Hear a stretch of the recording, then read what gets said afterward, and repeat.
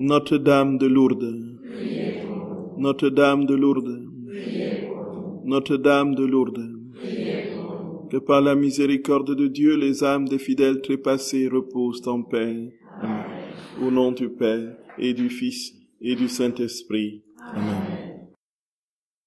Chers frères et sœurs bien-aimés, nous voulons rendre de vives actions de grâce à notre Seigneur qui nous réunit encore aujourd'hui, au jour où nous fêtons Notre-Dame qui est apparue à Sainte-Bernadette en 1858 pour lui confirmer, entre autres, le grand et sublime mystère de l'Immaculée Conception qui avait été proclamé 4 ans plus tôt par le pape Pie IX. Et nous voulons rendre grâce au Seigneur parce que aujourd'hui, dans la divine volonté, le temps de cette apparition est actuel. Il n'y a pas de passé comme nous le savons en Dieu, tout comme il n'y a pas de futur. Tout est éternellement présent. Donc les actes du salut, de la création, de la rédemption sont massivement présents dans notre histoire d'aujourd'hui, à l'instant où nous parlons.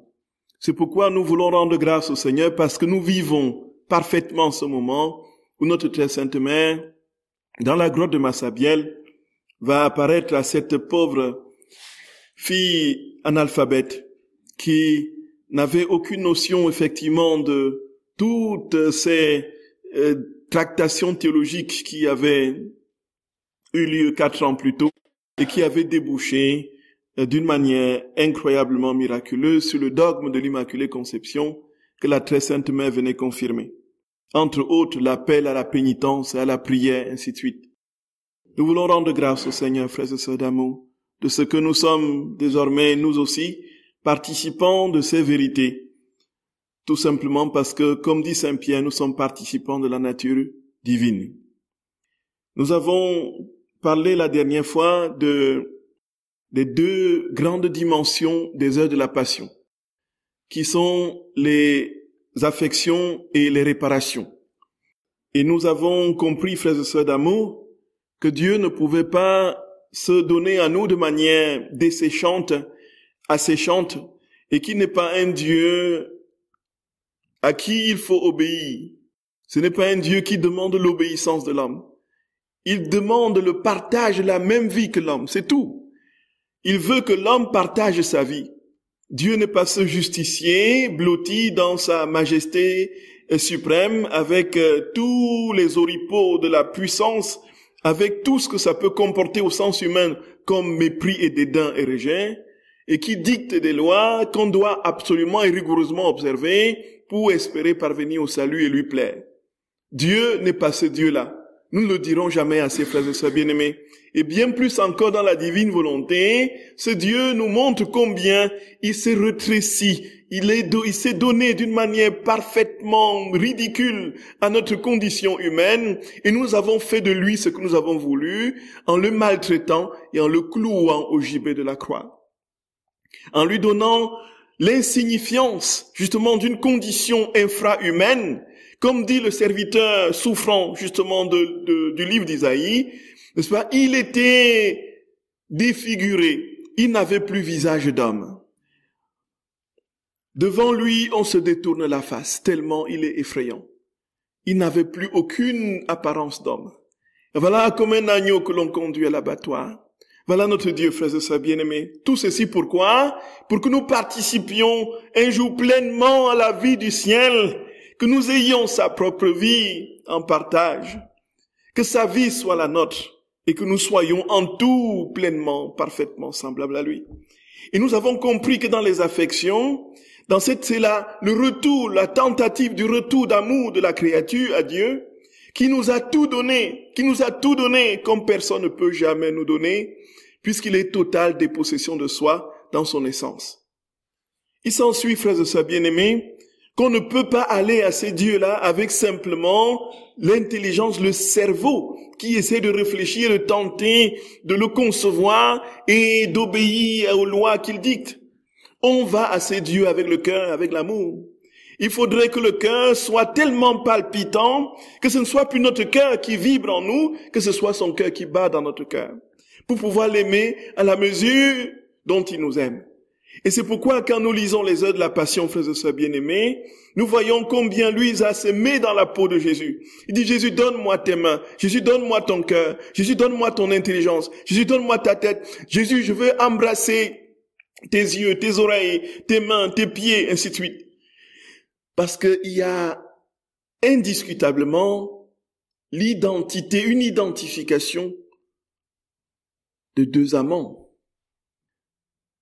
Deux êtres qui s'aiment ont une seule ambition, n'être qu'un. Et les affections, frères et sœurs bien-aimés, sont déterminantes. Ce Dieu-là, nous devons l'avoir dans les pores de la peau.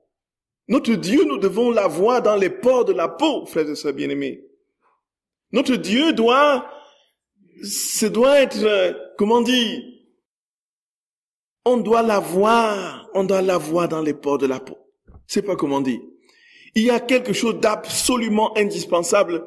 Dieu, si on n'est pas capable de dire je t'aime à Dieu, si on n'est pas capable de dire je te donne ma vie parce que je t'aime plus que moi-même, si on n'est pas capable de dire, frères et sœurs bien-aimés, je t'aime, que l'on sente cet amour, qu'il y ait vraiment un désir, même si ce n'est pas dans le sentiment, mais dans le désir ardent de se donner à ces dieux, il n'y a, frères et sœurs bien-aimés, il n'y a pas de vie de communion avec le Seigneur qui soit possible.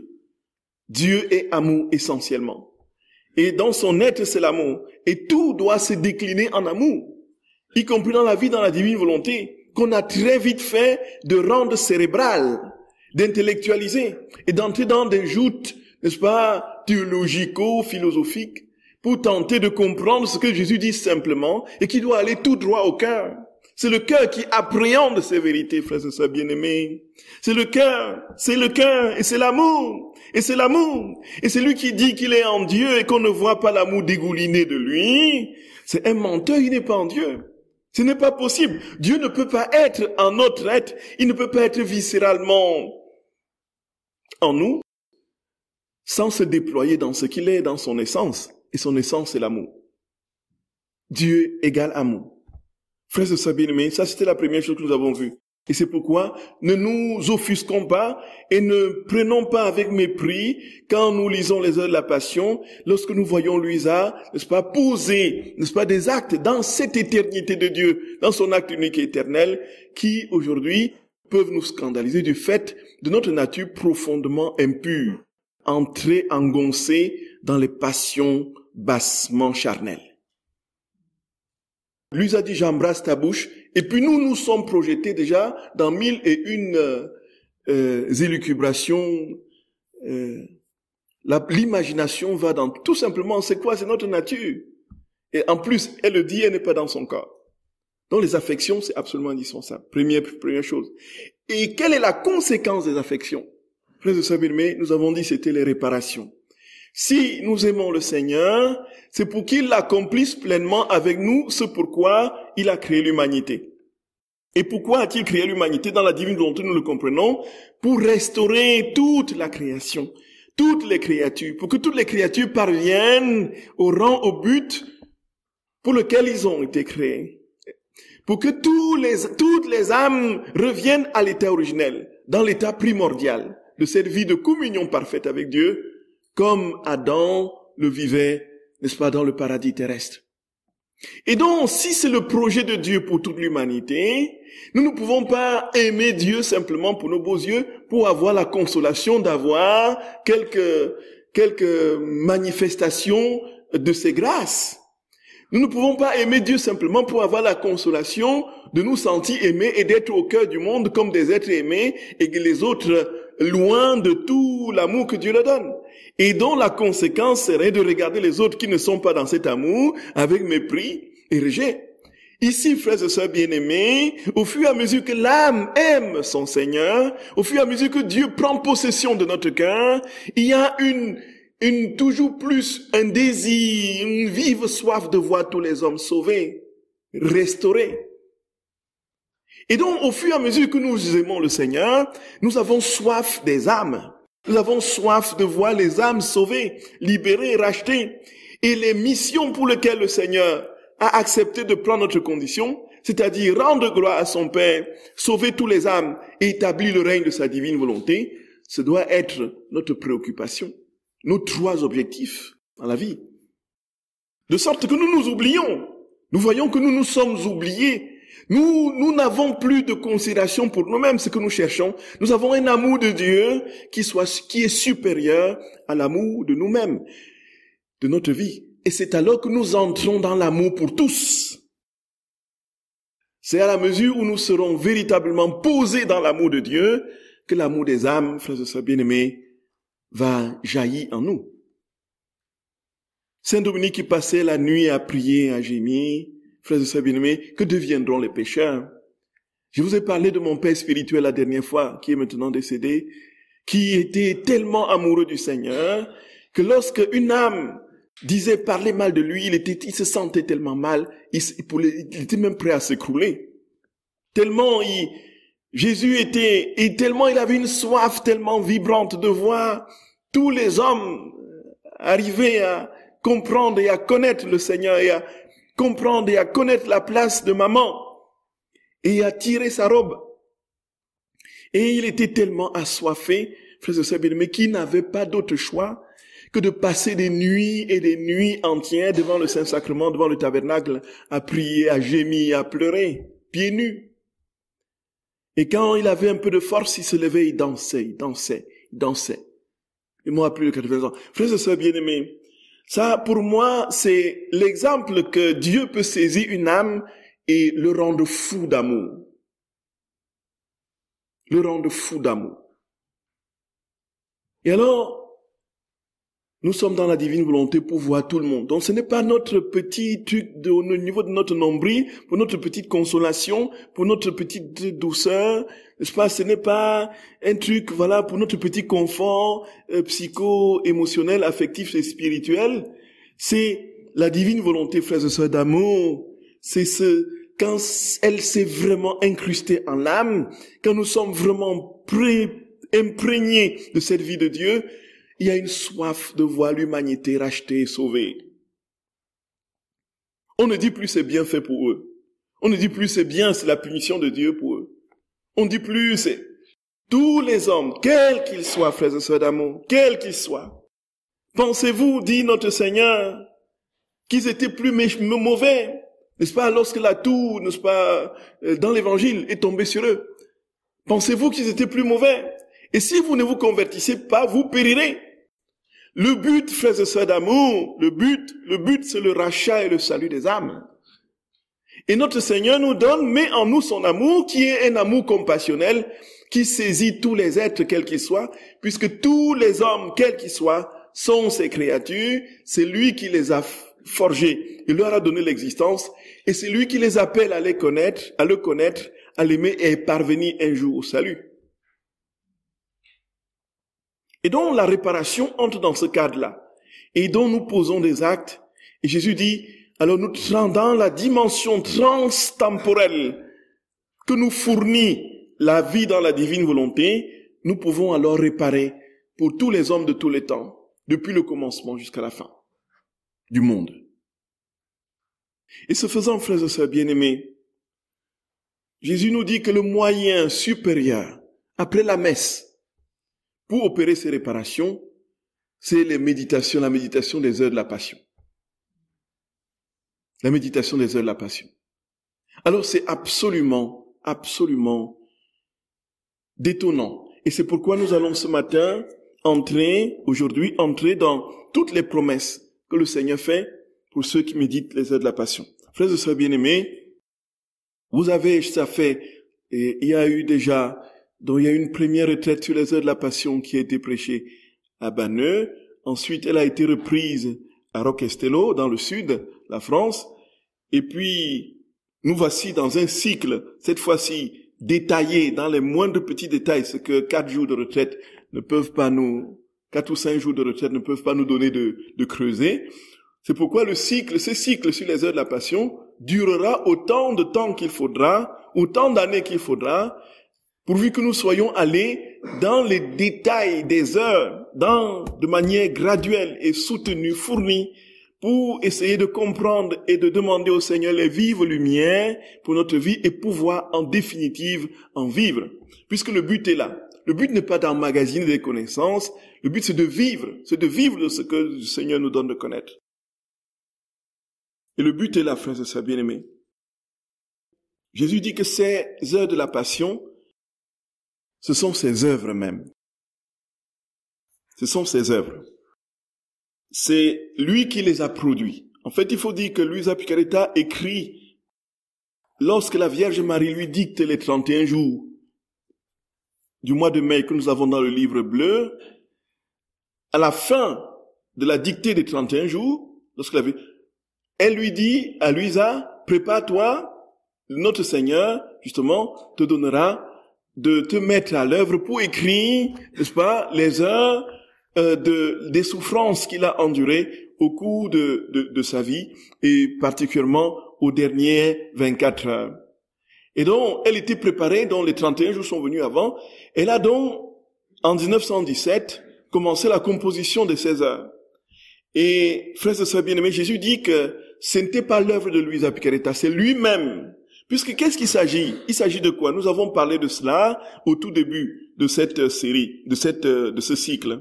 Nous avons dit que il y a ici, dans la divine volonté, il y a une clé de compréhension absolument incontournable. Si nous n'avons pas compris que tout ce que nous vivons dans la divine volonté est actuel, ici présent, maintenant, alors nous n'avons pas encore compris ce que c'est que la divine volonté.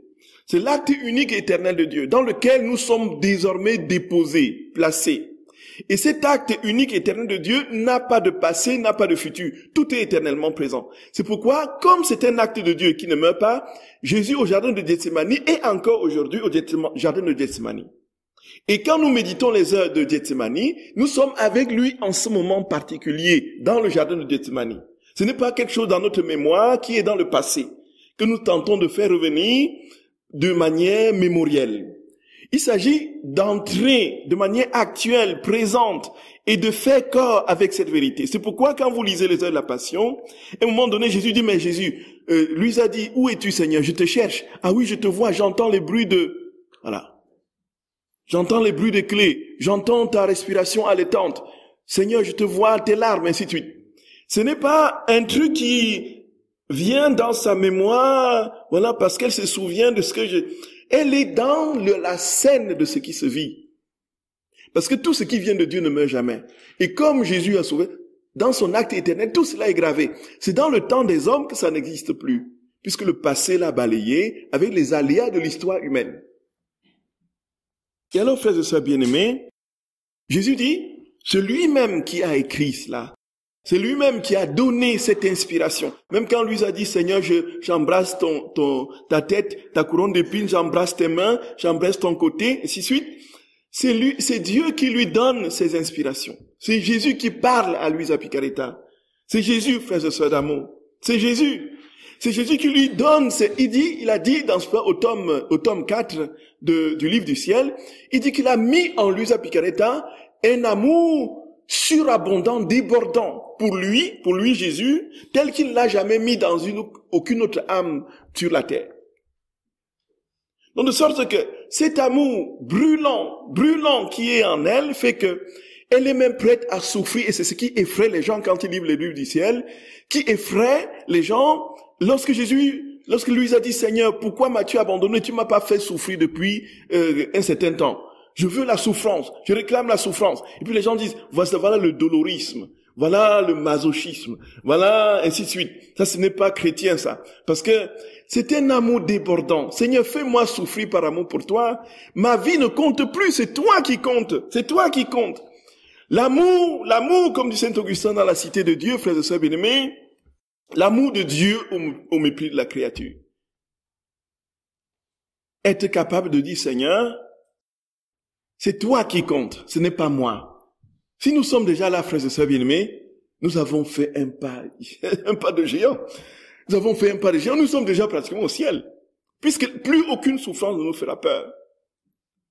Mais qu'est-ce que nous faisons aujourd'hui? Jésus, donne-moi un peu de grâce. Seigneur, tu vois ma petite blessure. Je me suis écorché à l'orteil, là, s'il te plaît. Est-ce que tu peux guérir? Est-ce que Seigneur, tu vois un peu, et puis, dans le meilleur des cas, Seigneur, tu vois que il faut guérir mes parents, il faut guérir, ma génération, il faut purifier. Voyez, on est là. C'est bien de demander tout ça au Seigneur. Est-ce que je suis capable de dire, toi seul compte, tu passes avant moi, Jésus? Tu passes avant moi, Jésus. Est-ce que je suis capable de le dire, frères et sœurs d'amour? Jésus, tu passes avant moi. Alors si nous le disons, là, vraiment quelque chose s'est passé. Jésus dit donc que c'est son œuvre à lui, et que c'est lui qui... Et donc, elle est dans cette tension continuelle, et ce désir ardent d'être identifiée à son Seigneur, de sorte qu'elle est capable d'accepter toutes les formes de souffrance qui soient. Voici, frères et sœurs bien-aimés, ce que nous lisons au tome 11. Donc, je pensais aux heures de la Passion. C'est un mois d'octobre 1914, j'ai oublié de prendre les références. Je pensais aux heures de la Passion et au fait qu'elles sont sans indulgence. On va en expliquer. Ce qui fait que ceux qui les font ne gagnent rien, alors qu'il existe de nombreuses prières enrichies d'indulgence. Avec beaucoup de gentillesse, mon toujours aimable Jésus me dit, « Ma fille, on peut gagner quelque chose par les prières indulgenciées, mais les heures de ma passion, qui sont mes propres prières et qui débordent d'amour, viennent du tréfonds de mon cœur. Aurais-tu oublié combien de temps nous avons mis pour les composer et que par elles, des châtiments se sont changés en grâce sur toute la terre? Ma satisfaction par rapport à ces prières est telle que plutôt que des indulgences, je donne à l'âme une surabondance d'amour accompagnée de grâce d'un prix incalculable. Quand elles sont faites dans un amour pur, elles permettent à mon amour de se déverser. Et cela n'est pas banal que la créature puisse donner du soulagement à son Créateur et lui permettre de déverser son amour. Donc, Luisa Picaretta dit à Jésus, mais Jésus, ces heures de la passion-là n'est même pas affectée d'indulgence. Il n'y a même pas d'indulgence qui soit apposée à ces heures de la passion, de sorte que ceux qui le prieront n'auront aucun bénéfice. Alors, les indulgences, nous savons ce que c'est. Nous savons ce que c'est, frères et sœurs bien-aimés. Est-ce que ça vaut la peine d'expliquer? Oui, très bien. Oui, très bien. Alors, donc, Jésus, dans l'évangile de Matthieu, au chapitre 16, je crois, du verset 18 à 19 ou de 17 à 19, il dit, quand Pierre lui dit, tu es le Messie, le Fils de Dieu, lorsque Jésus pose la question, pour vous qui suis-je? Voilà. Alors à la fin, quand il donne la bonne réponse, tu es le Messie, Fils de Dieu, après que les autres étaient reversés pour d'autres, il dit, tu es Pierre, et sur cette pierre, je bâtirai mon église. Les pouvoirs de la mort ne l'emporteront point contre elle. Je te donnerai les clés du royaume des cieux. Tout ce que tu auras lié sur la terre sera lié dans les cieux. Et tout ce que tu auras délié sur la terre sera délié dans les cieux. Ça, c'est la clé de compréhension des indulgences.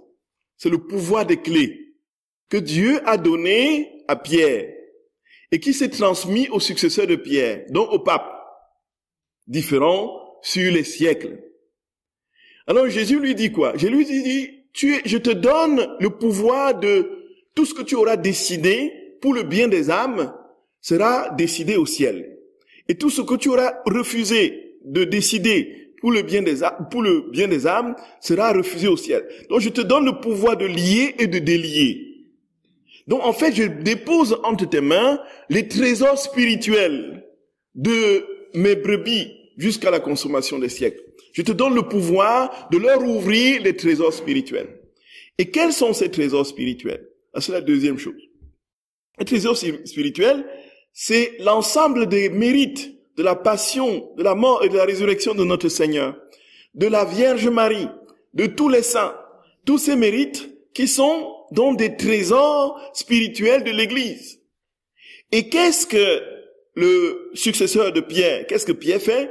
Pierre a le pouvoir des clés pour prendre ces trésors et les distribuer aux âmes, dont les mérites de la passion, de la mort et de la résurrection. Et pourquoi lui donner ces mérites des saints, de notre Seigneur, de la Vierge Marie aux âmes, pour que ces âmes parviennent au salut, n'est-ce pas, et accèdent à la vie éternelle. Donc Pierre va donc chercher les trésors spirituels qui sont constitués des mérites de la passion, la mort, la résurrection de notre Seigneur, de la Vierge Marie, de tous les saints, et les distribuer aux âmes. Pourquoi? Pour la vie éternelle. Et alors, frères et sœurs bien-aimés, voilà une vérité qui a une justification biblique, qui est absolument incontestable. N'en déplaise à nos frères protestants, c'est une vérité biblique, c'est là établi. Et donc ça veut dire quoi? Ça veut dire que le pape, le successeur de Pierre, a le pouvoir de nous donner des grâces particulières selon une décision qu'il a prise avec des conditions pour que nous ayons sur notre vie spirituelle un bénéfice de grâce, un surcroît de communion avec le Seigneur si nous remplissons les conditions. Ce sont les indulgences. Et puis au XVIe siècle, l'utilisation des indulgences a été malheureusement détournée de sa fin, puisque les indulgences étaient utilisées, n'est-ce pas, pour récolter de l'argent et construire la basilique Saint-Pierre. Puisqu'on voulait une basilique plus grande que toutes les églises de la chrétienté, qui serait le lieu de la communion absolue, et comme il manquait d'argent, alors il y a eu des stratèges qui ont inspiré qu'il fallait prêcher les indulgences pour récolter de l'argent. Donc de sorte que l'effort spirituel n'était plus fourni, c'était davantage, frères et sœurs d'amour, c'était davantage l'argent. Donc on pouvait donner de l'argent et ça remplaçait la conversion, ça remplaçait la décision de mener une vie vertueuse, ça remplaçait, voilà, on pouvait le racheter par l'argent. Et puis on pouvait aussi en donner pour que nos âmes de fidèles, de fins, n'est-ce pas, sortent du purgatoire et arrivent au ciel. Donc les indulgences sont appliquées tant aux vivants qu'aux morts.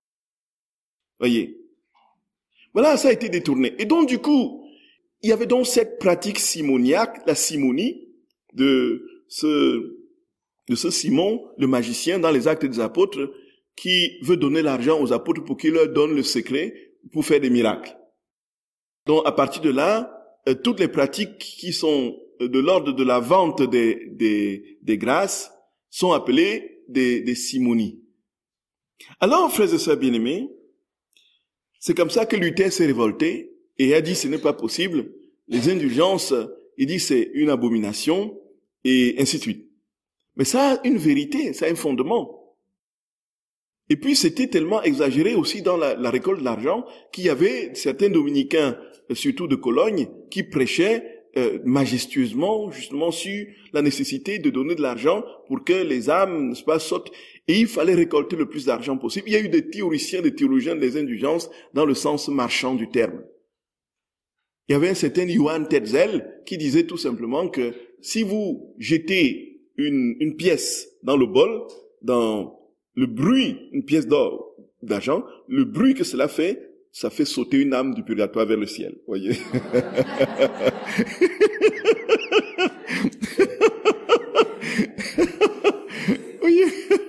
Voyez? Donc plus il y avait du bruit, plus les âmes s'envolaient comme les trucs de sauce qui mijotent là, qui sautillent là, voyez? Mais la vérité est que, effectivement, il y a des grâces qui sont liées à ce pouvoir des clés et à l'utilisation des trésors spirituels de l'Église. Et alors, sur des prières, si vous avez des anciennes prières, vous verrez indulgence de 300 jours, de 400 jours, de 500 jours, indulgence et puis, ainsi de suite. Les indulgences n'ont pas disparu de l'Église, hein. Elles existent encore. Alors, indulgence maintenant, c'est quoi?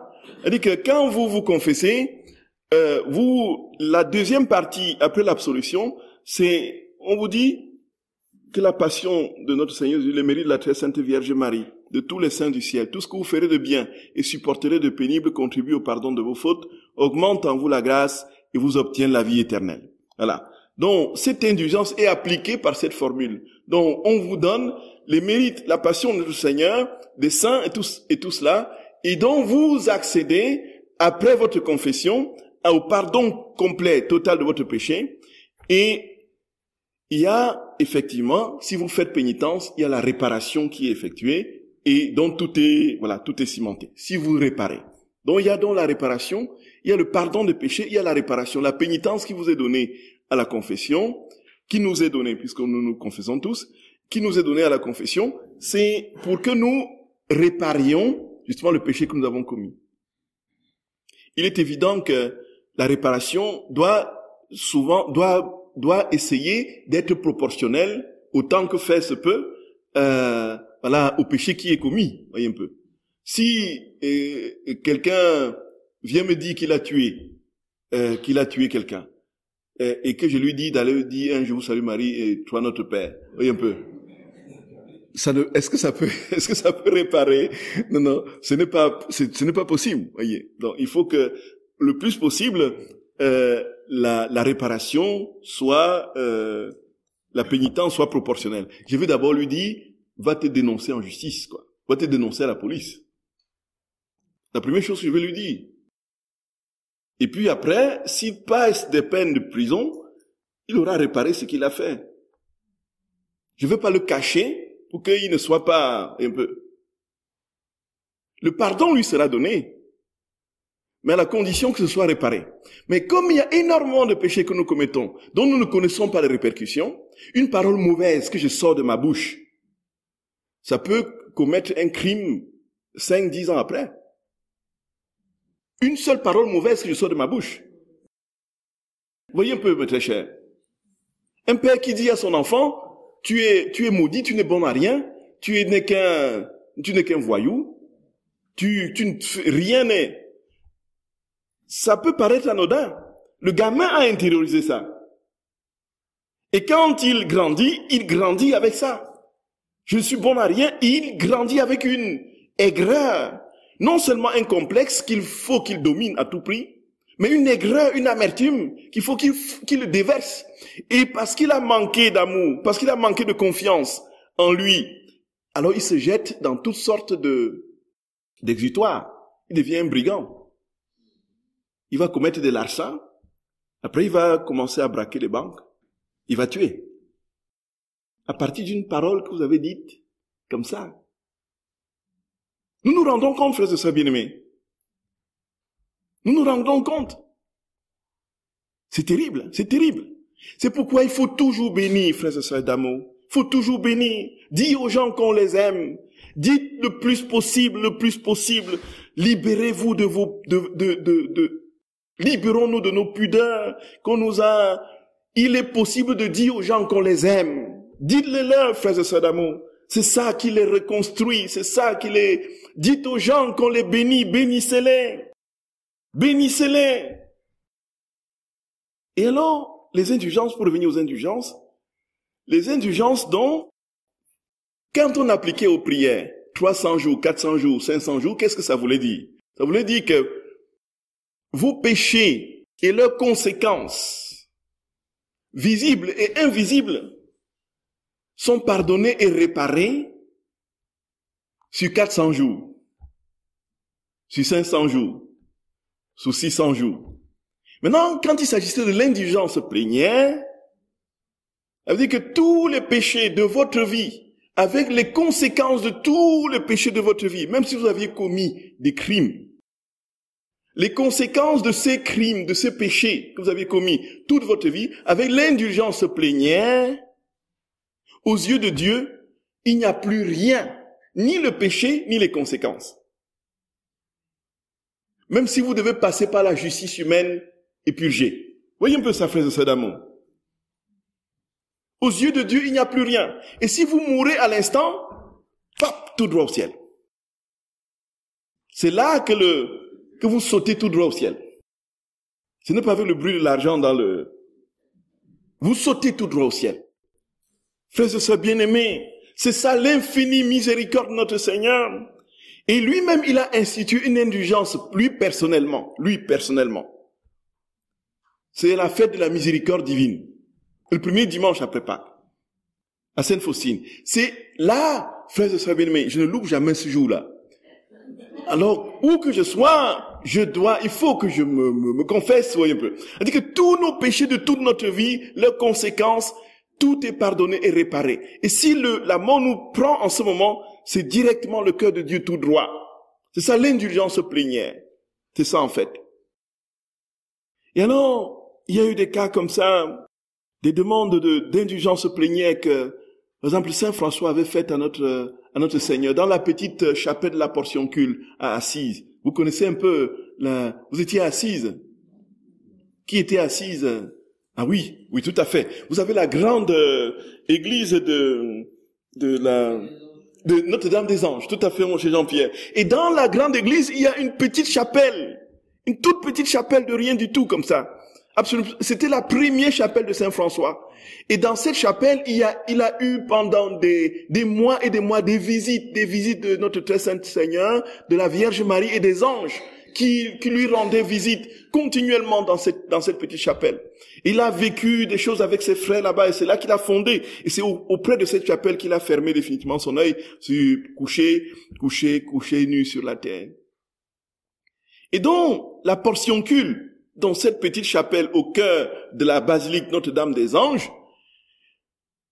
François a demandé au pape d'alors, c'était le pape Honorius III, de permettre que tous ceux qui rentreraient dans cette chapelle, que leur soit appliqué de manière, le simple fait d'entrer dans la condition d'une âme repentie et contrite, qu'il bénéficie de l'indulgence plénière tous les jours de l'année.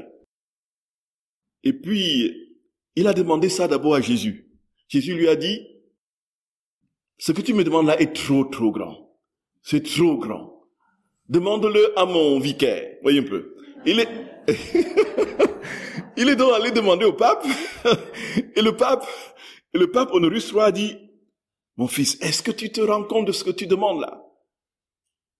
Donner la possibilité à tous ceux qui rentrent dans cette chapelle d'être pardonnés et que leurs péchés soient réparés pour toute leur vie, tous les jours de l'année. Et alors il consulte ses cardinaux. Il dit, oui, bon, je veux voir avec il consulte ses cardinaux, et les cardinaux disent, Saint-Père, si tu donnes cette indulgence, c'est terminé.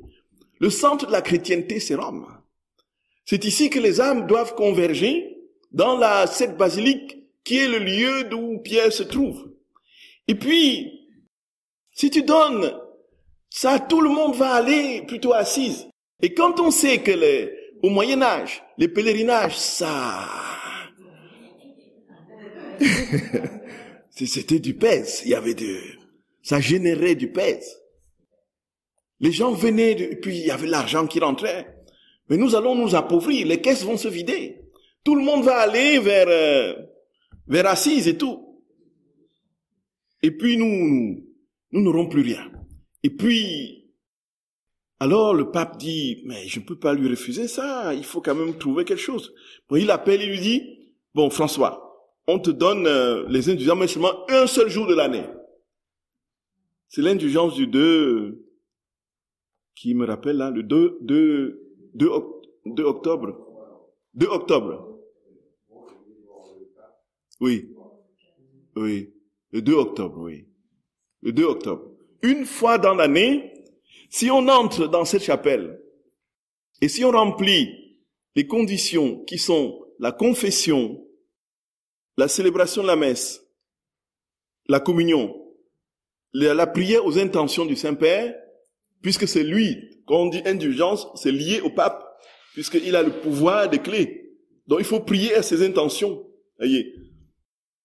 Donc en disant un Notre Père, un je crois en Dieu, un je vous salue Marie, alors en ce moment-là s'applique à nous la grâce totale, pleine de l'indulgence plénière. Cette chapelle doit être pleine de monde de octobre, personne n'entre plus. Les gens, il y a des processions. Vous voyez, les gens entrent, ils sortent, ils entrent, ils sortent, ils entrent, ils sortent, oui. Oui. Au jubilé du samedi, la l'indulgence, c'était toute l'année. Oui. Ça a été, oui, on va en parler. Ça a évolué. Et bien plus encore. Et puis, ici, frères et sœurs bien-aimés, nous voyons la miséricorde infinie de notre Seigneur qui s'applique et permet dans les temps de pèlerinage, c'est le temps du jubilé qui peut durer une année. Saint François demandait à perpétuité. Il demandait à perpétuité. Et puis, en l'année de la miséricorde divine, c'était aussi tous les jours. Mais ça a duré 1 an. Et puis, aujourd'hui, nous avons Noël, nous avons Pâques, nous avons la miséricorde divine, dans le premier dimanche après Pâques, et nous avons, ce qui approche là bientôt, tous les vendredis de carême.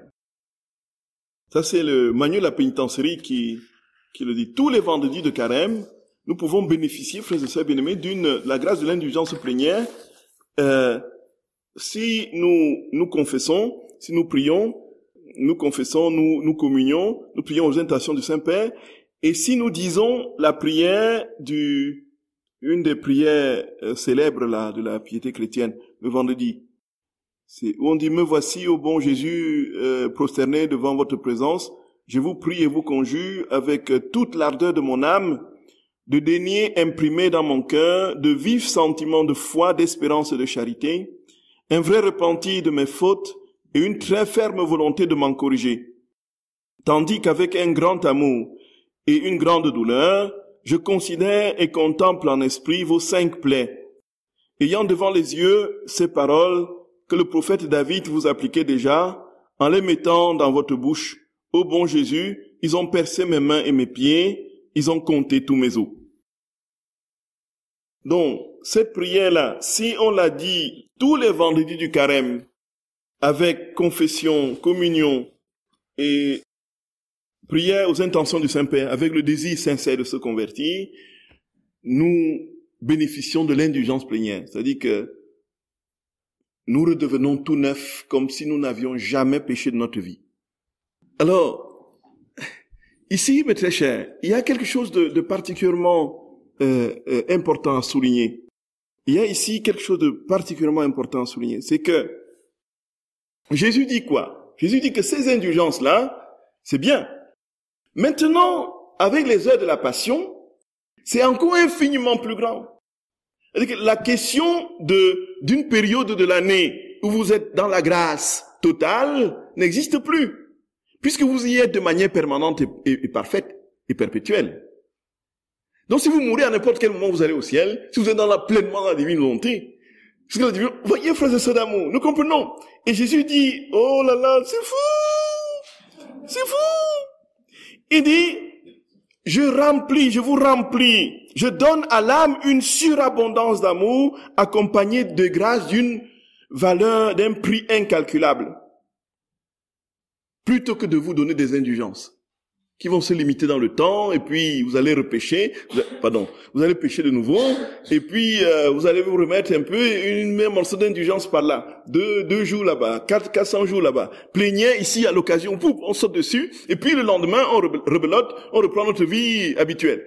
Mais Jésus nous dit, je te libère de toute possibilité, même d'avoir recours aux indulgences, tout simplement parce que tu vis pleinement en moi, je vis pleinement en toi, et c'est d'un prix incalculable. C'est ça la vie dans la divine volonté, frères et sœurs bien-aimés.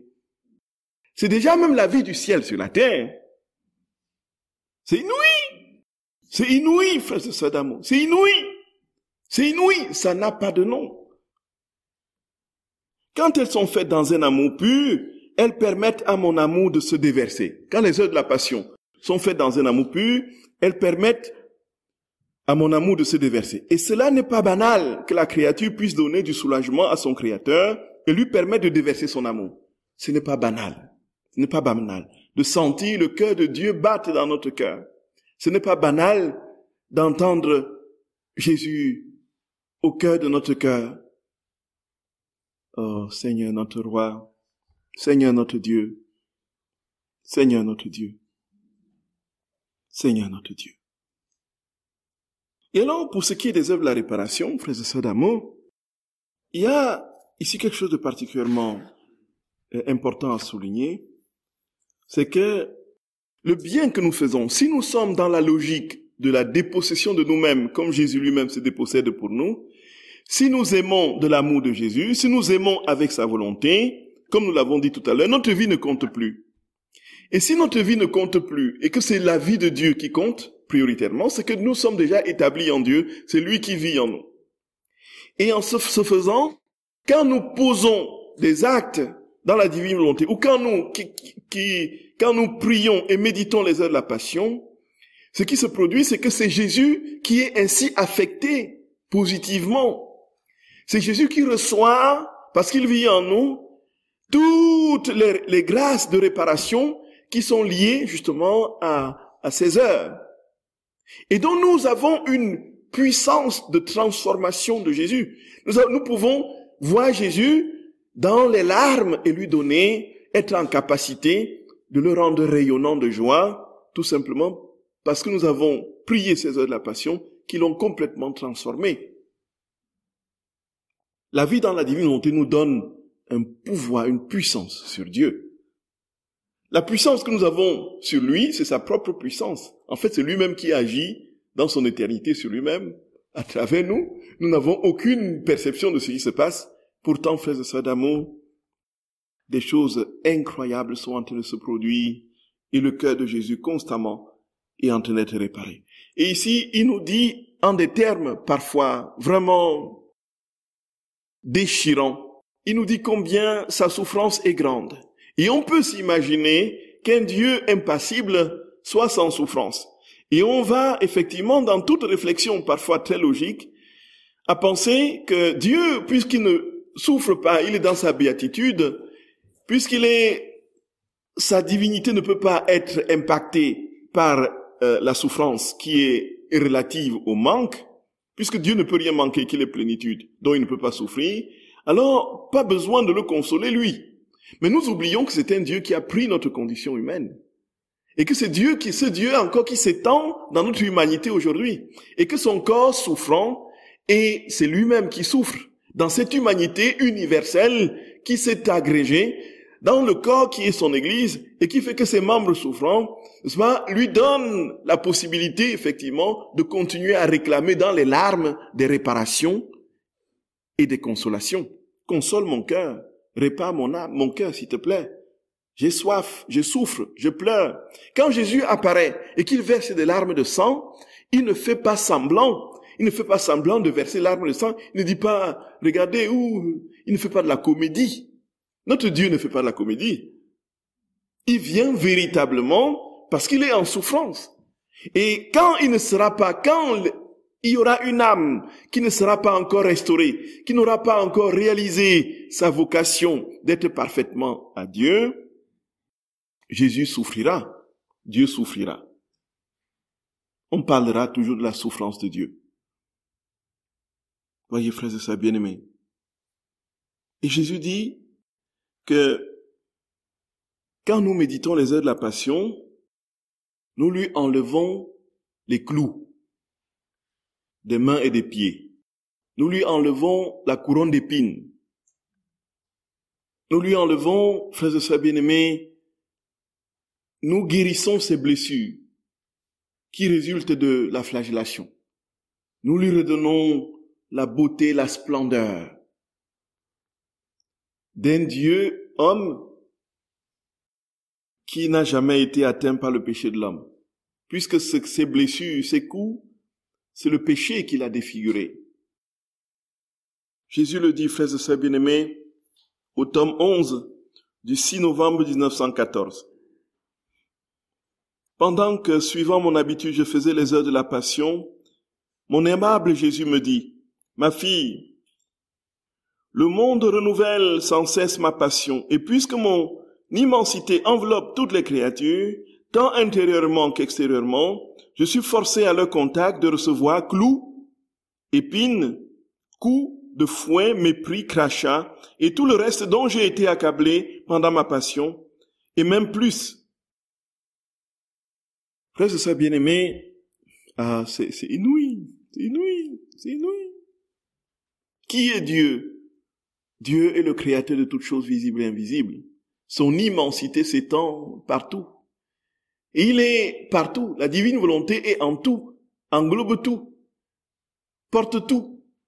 Saint Paul le dit, qui a connu les pensées du Seigneur, qui a été son conseiller pour l'instruire, qui lui a donné en premier et mérité de recevoir en retour, car tout vient de lui, tout est pour lui, tout est en lui, tout est en Dieu. Donc toutes les créatures, qu'elles soient croyantes ou pas, sont en Dieu. Tout est en Dieu, toute la nature, les eaux, les océans, tout ça c'est en Dieu. Et quand il y a des âmes sur la terre qui pêchent, qui ne font pas, qui ne n'agissent pas dans l'amour, qui n'agissent pas dans le plan et l'acte de Dieu, Jésus dit, oh Jésus d'amour, c'est immense, immense, immense, immense, immense. Il reçoit encore des épines, il reçoit des clous, il reçoit des fouets, ainsi de suite. Donc nous imaginons combien de fouets Jésus reçoit par jour. Il y a 7 milliards d'hommes sur la terre. Je ne sais pas si c'est 6 milliards ou 7 milliards maintenant. On est déjà à 8 milliards. On est déjà à 8 milliards. Seigneur Jésus. Waouh! 8 milliards d'hommes. Depuis quelle heure? J'ai lu 130 milliards par ailleurs. C'est ça, exactement.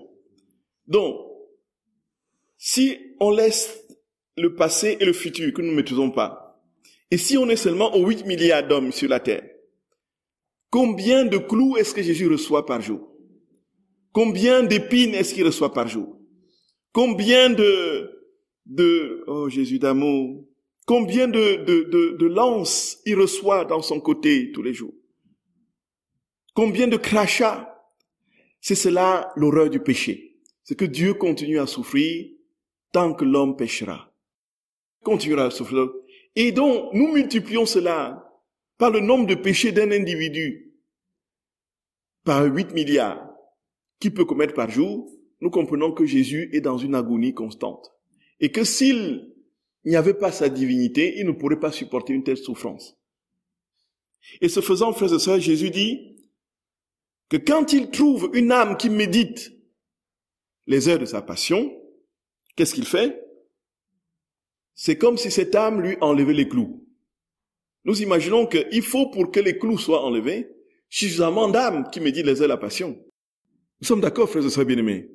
Si nous sommes 1000 ou 2000 ou 5000 ou 10 000, c'est insignifiant par rapport, voyez un peu.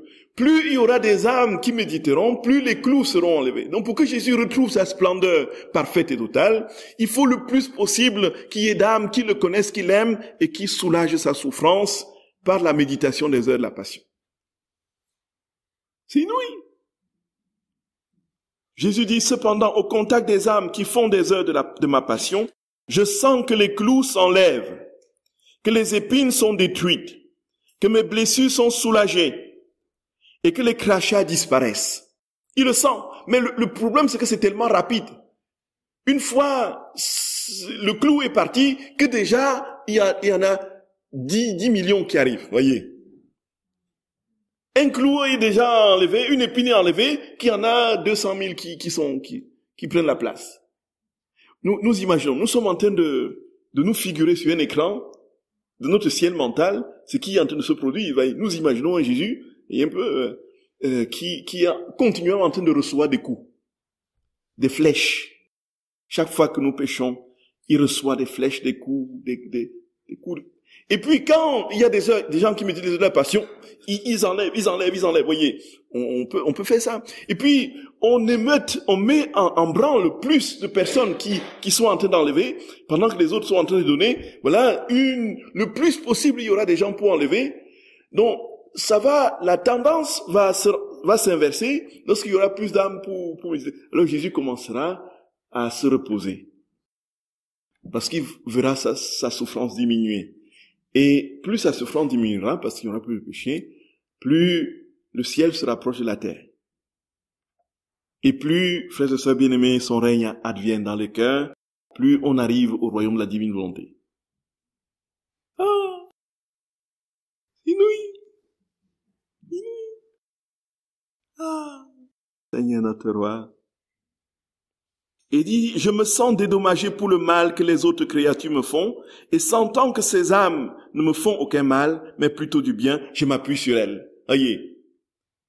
Imaginons Jésus qui reçoit les coups, alors pendant que d'un côté, du côté gauche, on lui assène, il y a quelques âmes là qui lui enlèvent, et puis il est toujours là en train de regarder, s'il te plaît, s'il te plaît, s'il te plaît, s'il te plaît. Voyez. Et puis nous constituons des supports pour Jésus, sur lequel il peut se reposer. Bien sûr, pour que nous puissions bien lui enlever tout cela, il faut qu'il se repose sur nous. Nous sommes encore dans les affections là, les dimensions d'affection. Nous lui prenons dans nos bras. Seigneur, alors cette clou-là, ce clou-là, j'enlève tout celui-là, cette épine-là. Pendant que les autres viennent, on essaie de barrer. On enlève. Je cherche les âmes sur qui me reposer. Je cherche les âmes sur qui me reposer. Voilà. Je vous salue Marie, pleine de grâce. Le Seigneur est avec vous. Vous êtes bénie entre toutes les femmes. Et Jésus, le fruit de vos entrailles, est béni. Sainte Marie, Mère de Dieu, priez pour nous pauvres pécheurs, maintenant et à l'heure de notre mort. Au nom du Père et du Fils et du Saint-Esprit. Amen.